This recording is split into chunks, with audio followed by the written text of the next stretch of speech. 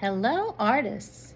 We have been working on an animal portrait project where we have been creating grids on both an animal photo and our canvas and using the grids to transfer one square at a time.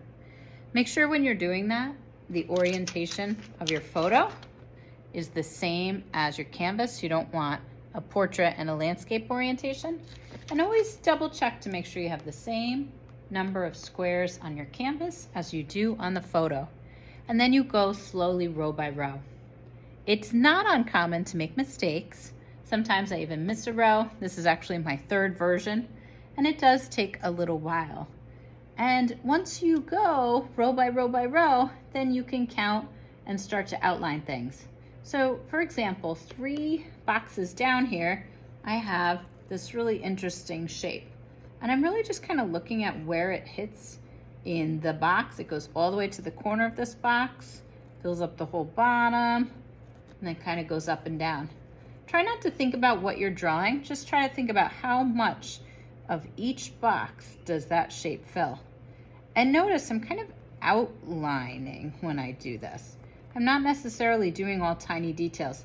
You want to think about painting. So outline where you are going to put your different colors. So I'm gonna have black here and different colors. So I'm really just kind of outlining where I want my different colors to be. And it will get a little bit smudged. So when you're done with your grid, make sure that you have your name on the back. And the next step will be to get ready to paint. Before I even tell you about painting and setting up your palette, think about your colors. Yes, you can use a lot of different colors, but you might need more of some than others. Think about where you're gonna start. My recommendation for this project is to squint your eyes, look at your photo, and start with the darkest. What's the darkest color you see in my tiger? You might say black, but I also love to mix other colors in. So maybe it's a dark black with a little bit of blue or brown in there. So think about those colors first. I might not start with green, for example, because maybe I don't have a lot of greens in my dark areas. So think about the colors you need, and then it's time to get our paints. So here we go. I'm gonna leave my canvas at my table. If you're just starting with shapes that are on the inside for your painting, you don't need to cover the table. Later, when you do the edges, we'll cover the table with paper, just like we did for printmaking.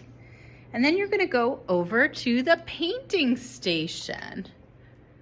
This is our painting station. We are using acrylic paints. And before I even get the paints, I need a palette. There's so many different types of palettes out there. We're gonna be using a disposable palette system. So we're actually going to be painting on wax paper.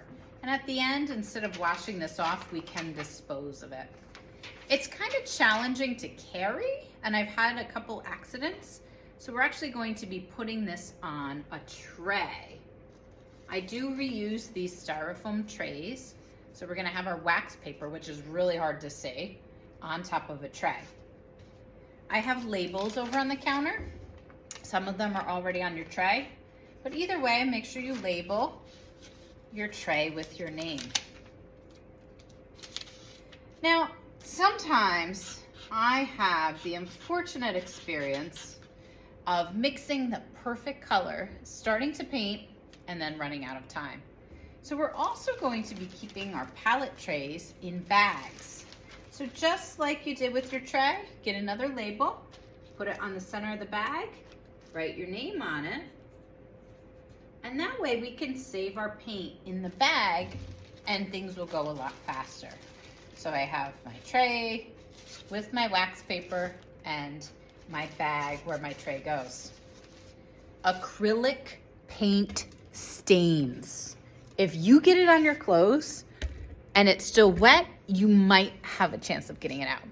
If you get this on your clothes and it dries, it's permanent, it doesn't come out.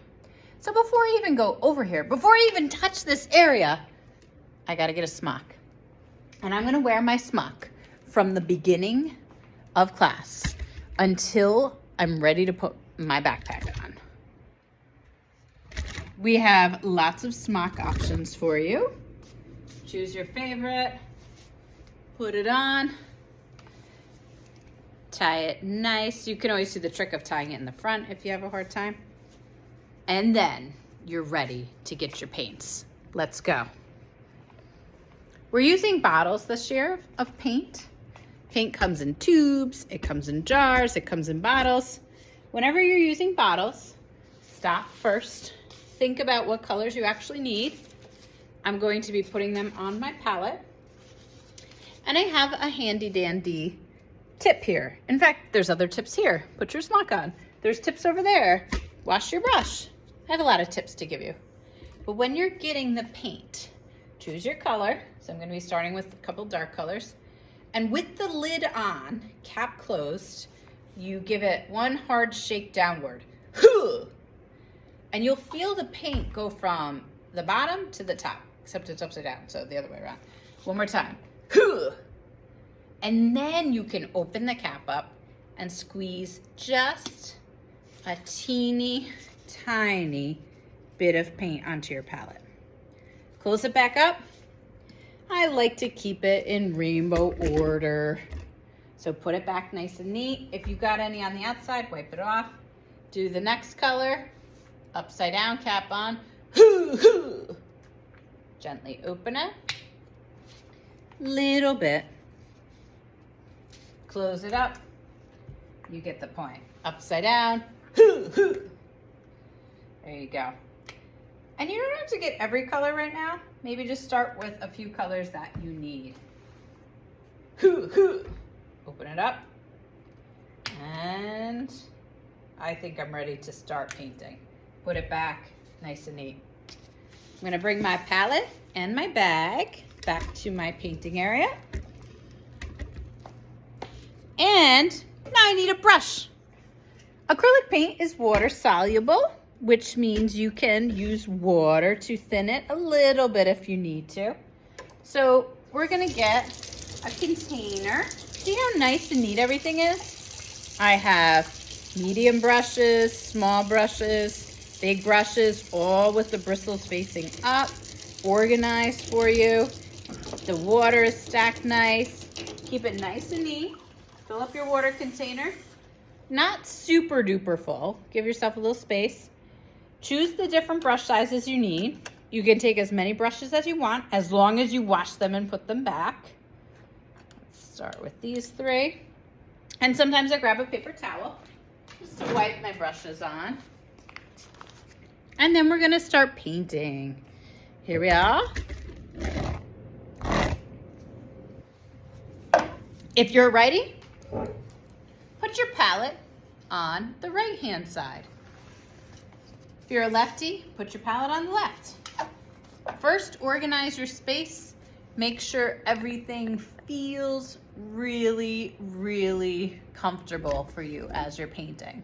That's really, really important. When I am mixing, I don't mix all my colors together.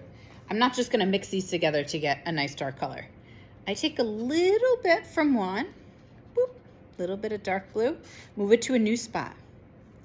Little bit from another one, move it to a new spot. Little bit from another one, move it to a new spot. That way I still have my original dark blue, dark brown, and black.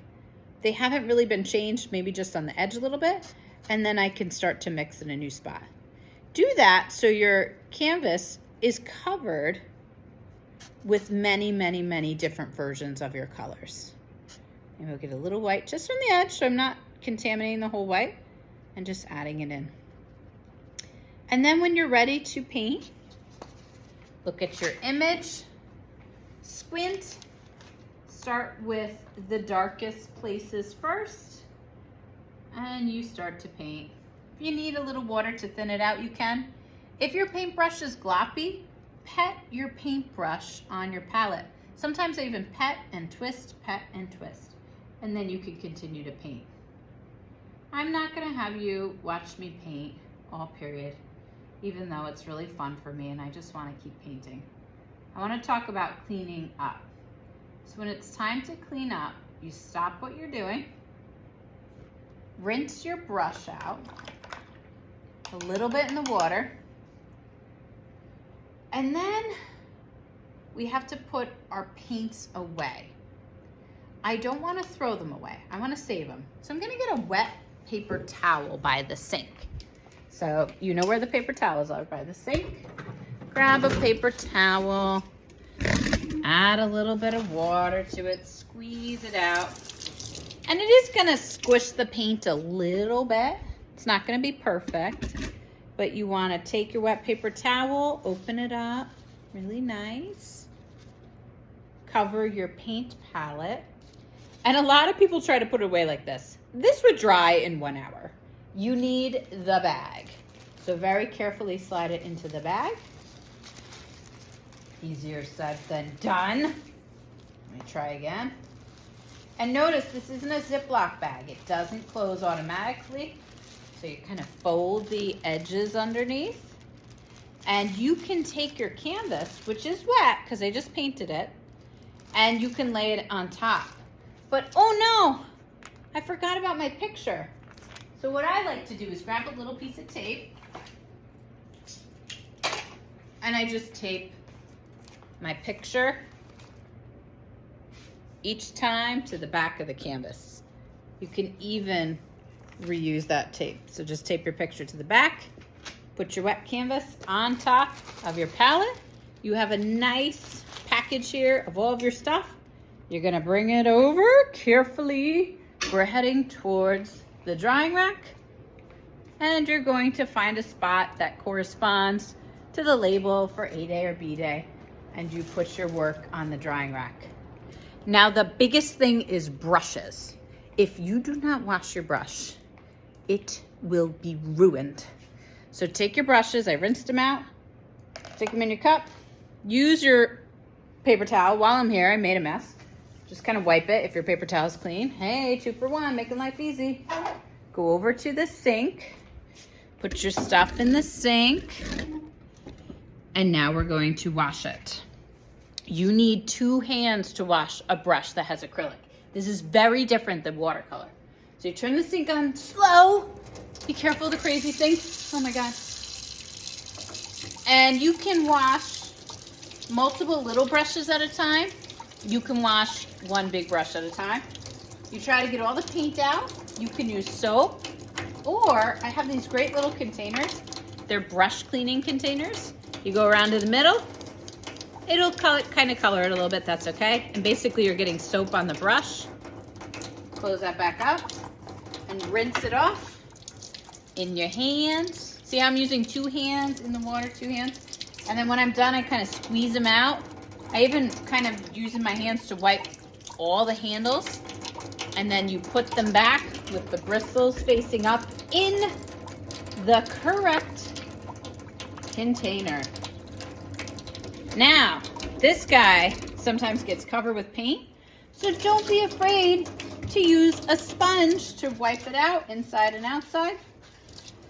Give it a quick wipe, because again, acrylic paint is permanent. It will never come off. So wipe it off, stack them up really nice. Take a moment to wash your own hands, squeeze out the sponge, put it back. And when you dry your hands, I'm gonna ask you to use a paper towel, and before you throw it away, just look around. Any little drips you see, give it a quick wipe, check your table, give it a quick wipe, and then throw away your paper towel. And you are done. Good luck. I know this was a long video. I know it's a lot. It'll get easier, but I hope you have many days of painting in your future, and this will make things easier for you.